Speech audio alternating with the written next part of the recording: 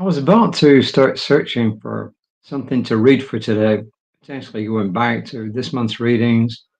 And then I noticed the reading for the day before yesterday's reading was by Reverend Arthur Johnson. Who is Reverend Arthur Johnson? Well, Reverend Arthur Johnson is a member of the Creative Life family. He's a former Baptist minister and he discovered New Thought. He discovered Creative Life Spiritual Center, and he found out that, hey, I'm home. So he occasionally talks on Sundays at our spiritual center. And I thought, gee, this is really intended to be. It's somebody whom I know personally. I've known for quite a while. And yeah, I forgot he did a whole bunch of readings he did a whole month's guide several years ago, I think back in 2019. So anyway, so this is it. Arthur Johnson, someone I personally know. And he called this a new decision, a new direction. Decision determines destiny. Frederick Speakman. And his quote from Ernest Holmes was from This Thing Called You, and it's on page 85 of that publication, where Ernest Holmes says, "The spirit within me makes all things new. I expect more prosperity, more happiness, more harmony than ever before. I walk in the joy of ever-increasing good." And this is Arthur. What would you do if you discovered you were going in the wrong direction?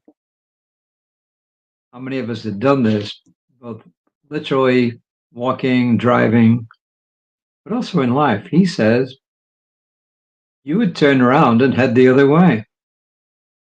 He says, take a good look at your life. Which way are you going? Look at your financial, your mental, your physical, your social, and your spiritual well-being, and see where you are. Are you experiencing joy, peace, and satisfaction? Don't settle for less. Are you headed in the right direction? If you happen to be traveling the wrong way, turn around as quickly as you can. Make that decision now, not tomorrow, not next week. Now is the time. Why? Because your decisions are dictating your direction, and your direction is taking you to an ultimate destination, your life's purpose. A true decision moves you into action, and it also shapes your destiny. Civil rights activist Rosa Parks said, quote, "My only concern was to get home after a hard day's work," unquote. Heartfelt, her driving concern moved her to make a decision, prompted her to act. Her decision, this one act of civil disobedience, changed the course of her life and, of course, history forever. You need to make a decision that could possibly change the course of your life forever. Listen to that inner voice. It's telling you what to do and which way to go. Listen and believe. Have the courage to follow it. Once the decision is made and acted on, your direction and life change immediately. Life takes on new meaning and new purpose. Reverend Arthur Johnson, published November, 2018. Well, I think this is the reading for today. Is my life going in the right direction? Well, I certainly think so. But the point is, even if you think your life is going in the right direction, it always pays to have an open mind as to possibilities that are coming in. You know, once we make a decision to do something, then many famous people in history have said, once you make that decision to do something, then the magic starts to happen. Lots of things start falling in place to help you along the way to move you in that new direction.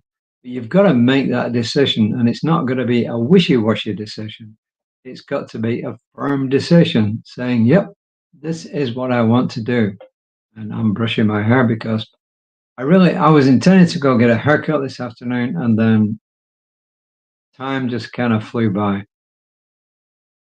Hopefully, next time you see me, I will have had a haircut. But back on to what we're saying now. You know, many years ago, I was following a particular spiritual path and a particular religious path, and I happened upon Creative Life Spiritual Center. And what I heard that day changed the way I looked at life completely. So I had a decision to make. I could carry on the way that I was, which was comfortable. I was comfortable in the religious expression I was in. I was teaching religion. I was very active. Or I could follow my gut feel now, which was indicating that I needed to take a new direction. And I did take that new direction. I started attending Creative Life Spiritual Center. And after a very short time, I started taking lessons, learning more about science of mind. And after 2 years of lessons, I decided I wanted to become a practitioner, which is somebody essentially takes a 2-year course and they're taught really how to pray for people in a particular fashion. And it's called affirmative prayer or spiritual mind treatment, to give it its full title.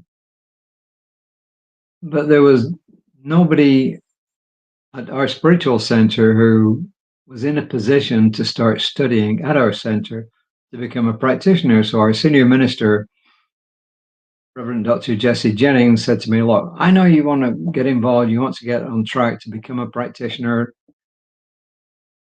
but there's nobody here right now. So wait a year. In a year, there'll be somebody else at our center. Well, a year went by and there was nobody else at our center who was ready, willing, and able to take the 2-year path to become a practitioner. So fortunately, what is now Center for Spiritual Living had an online class, and I enrolled in that, and it proved to be pretty good. I enjoyed it.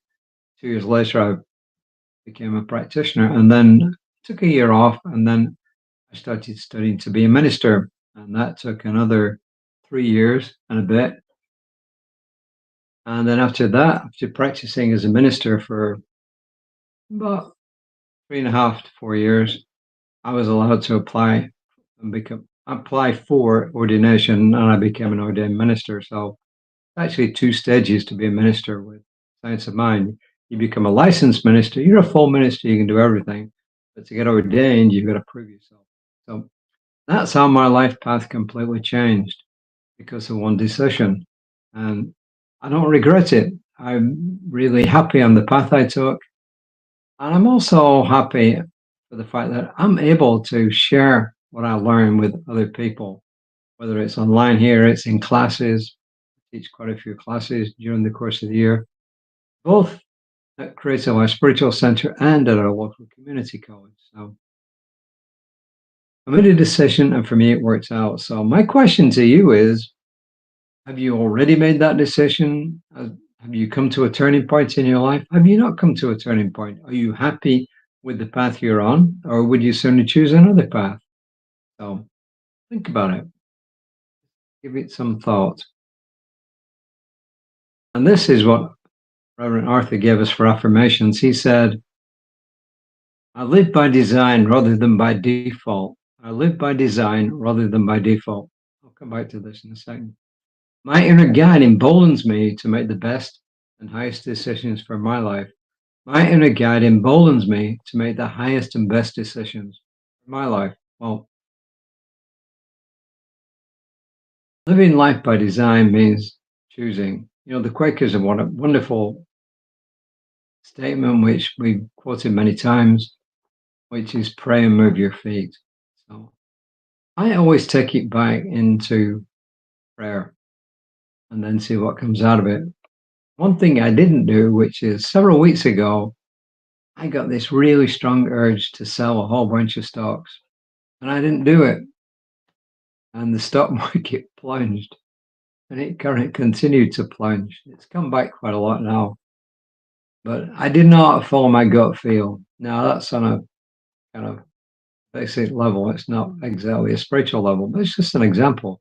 When we tune into our gut feelings, we often, if we're quiet and just listen, we'll often get really sound advice as to what our next move is in life. So, please take care of yourselves. Please tune in to Reverend Lisa tomorrow morning at 9:15ish, and I should be back at 5 o'clock tomorrow. I don't see anything getting in the way. Like tonight, I'm going to leave in just over half an hour to obviously get changed and go to a business meeting. I'm still in my workout gear. So please take care of yourselves, and until next time, well, let's just do a quick treatment.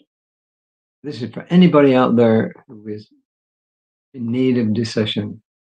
I'm knowing for each and every person who is touched by this reading or who reaches out to others who are touched by this reading, I'm knowing with certainty and with joy and gladness and gratitude that the perfect ideas for their next moves in life come to them. And that move will be to their own benefit and to the benefit of all concerned, whether it's a new job, a new way to look at life, a new expression, spiritually or otherwise, a new partner. I'm just knowing for each and every one that the right decision is available to them here and now. And I release my word with gratitude, calling it done. That's me for today. So until next time, namaste.